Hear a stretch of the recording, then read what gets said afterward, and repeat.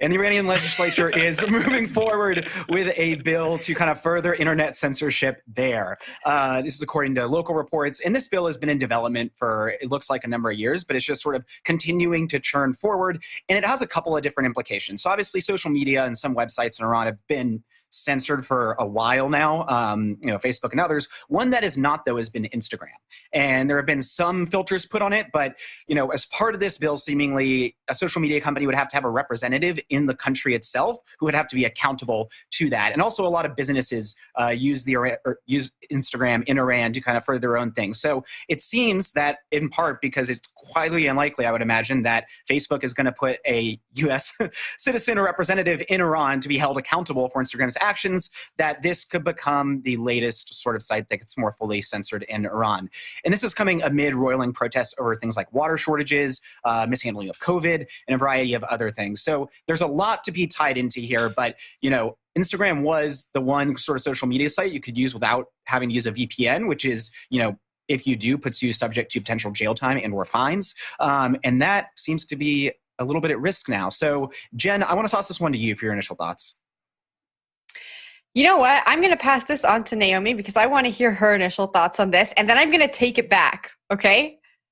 Oh, okay. Take it back. All right. Take it back. Yeah, I mean, I just think it gets really scary when you start looking at this. It's always nice for us to get perspective in the United States by seeing these things happen in other countries so that we know what to look out for, right? So you say, like, all of the ways that they use, the reasons they give to justify these censorship of platforms, they say, well, it's offensive material, it's targeting religious and cultural beliefs.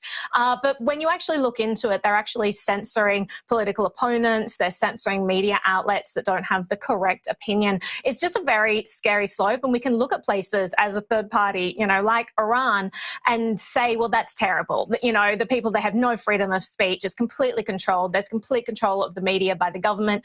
But it's not the only place in the world where this happens. And a lot of this stuff does happen in the US to a lesser extent. And it's just worthwhile being cognizant of, like, the propaganda and the way that they phrase these things of, oh, we don't want to offend anyone and all of this, just to know, like, what the slippery slope of anti-free speech sentiment looks like. So that's something that I will just mention. And, there are other ways that governments can also censor rather than just outright banning platforms. They also mentioned that, there are internet outages, slowdowns. This happens a lot in India as well. Every time, like, there's some sort of civil unrest, they will shut off the internet. I have a friend who lives there, and she's like, yeah, the internet's out like every other week. They'll just shut it off in a certain area because they don't want people to be able to communicate. And I think they've really found that pressure point, that place to leverage in society. People use the internet. They rely on it to communicate, to network, to build force and opposition and protest and all of this. And then the government's like, okay, so we'll just shut down the internet. So it's kind of, there are lots of different ways that they can do this. And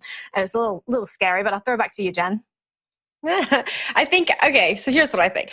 I think in governments, many governments, not just the Iranian government's attempts to control their populations, they are pushing them more towards decentralized applications and forcing people to look for alternative methods. So as they kind of tighten their grips on people, I think we're being forced into the future. I know I've said that before on the show. And so I think they're just going to end up kicking themselves. I don't think that these laws are going to be effective in the way that governments want them to be. And I think we're going to see people in large groups kind of migrate over to Web3 applications. And I think that's what's going to kind of fuel the mainstream adoption that we talk about a lot on the show. So it's really sad. It's really sad that people are going to have to kind of go through all these technical barriers to access information that should be free for all. But I think for our future, I think it's serving our future, but I'll toss it back to you, Naomi. Yeah, I think, Ben, you had your hand up first, and then I'll go. And Will, you put your hand up. So Will, then me, then we'll go back to number Naomi. Number one. We're so kind to each other. I'm going to take a slightly different approach than what you said, Jen. I think that Iran and similar countries show the promise of decentralized tech, but I think they also show the onus that it's on people who are making decentralized tech right now. Like, this is the reason why we need decentralized finance, or why we need decentralized 100%. tech in general, because there's these countries that do not allow people to have those freedoms. And inevitably, all governments over time tend towards those same kind of purposes. Like, that's what they do. They tend towards being more extreme.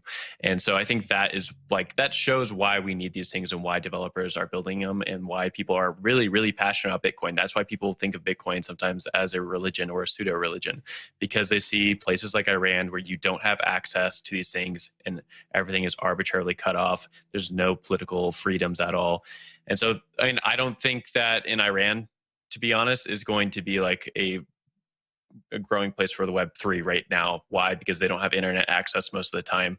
Where it's going to come out of, I hope, is places like San Francisco, where they're like building these things up and then they're able to push them globally afterwards and kind of like free those places from the outside in. I think I think there's like a much larger question. I don't think there's going to be like a mass migration at any time soon. I think these are the instances that put the kernels of the ideas in people's brains about why this tech is necessary. I think the tech is still a long way from actually being there quite often, particularly in a case like this. Like, when we talk about decentralization, I think it's really hard to fully conceptualize what that looks like, given the world we live in incredibly centralized silos, because like to access, decentralized apps or things like that, you need the internet. Who controls the internet? ISPs. Who do ISPs bend to? The government of the country they're in, and things like that. I mean, part of the reason there are areas without broadband access in the US is because of lobbying from telecoms companies and stuff. So there's all these different barriers and silos that have to get broken down before, you could start building out a mesh network that could help with access around decentralized webs, right? And unfortunately, like, people are interested in, keeping hegemonies on power where they do control it. So those are some of the barriers I see to all this, but like, these are the reasons that these conversations even occur. And I think they can point us towards re-envisioning and flipping the kind of worldview from one of centralized to decentralization, while also illuminating the challenges that come with that. Yeah, I just want to get to the mention as we future. wrap here. So I'll just mention, like, Let's talk.